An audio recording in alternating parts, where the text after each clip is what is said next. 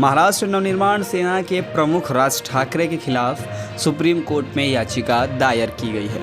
इतना ही नहीं, याचिकाकर्ता उत्तर भारतीय विकास सेना के प्रमुख सुनील शुक्ला ने चुनाव आयोग से मनसे की मान्यता रद्द करने की भी मांग की है। राज ठाकरे ने गुड़ी पाड़वा के मौके पर अपने कार्यकर्ताओं को कुछ आदेश दिए थे।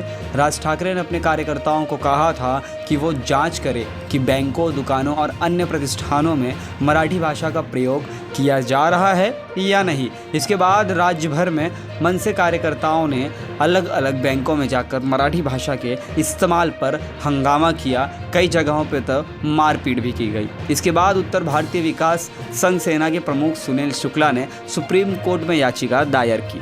उन्होंने आरोप लगाया कि एमएनएस कार्यकर्ता हिंदी भाषियों पर हमला कर रहे हैं और राज ठाकरे के भड़काऊ भाषण के कारण ऐसा हो रहा है। उन्होंने चुनाव आयोग से एमएनएस की मान्यता रद्द करने की भी मांग की है, जिसके बाद मनसे की तरफ से इस पर प्रतिक्रिया सामने आई है। एमएनएस के मुंबई अध्यक्ष संदीप देशपांडे ने एक्स पर पोस्ट कर धमकी देते हुए लिखा, कई भैया लोग को कोर्ट में जाकर कह रहे हैं कि मनसे की मान्यता रद्द होनी चाहिए। अगर वो मराठी लोगों की पार्टी को बंद करने की कोशिश करने जा रहे हैं तो हमें इस बात पर विचार करना होगा कि भैया लोगों को मुंबई महाराष्ट्र में रहने की अनुमति दी जानी चाहिए या नहीं।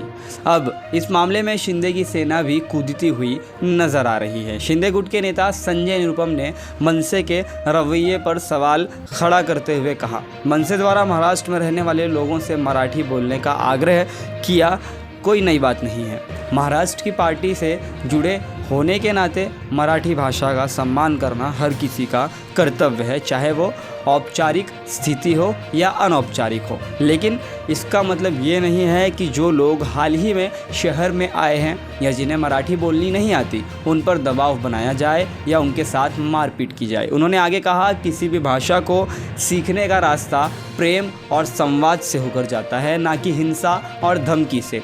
हाल ही में कुछ दिनों बैंकों में कर्मचारियों के साथ हुई मारपीट जैसी घटनाएं निंदनीय हैं। हालांकि इस मामले में राज ठाकरे ने अपने कार्यकर्ताओं को पत्र लिखकर फिलहाल के लिए मराठी भाषा पर इस आंदोलन को स्थगित करने का आदेश दिया है।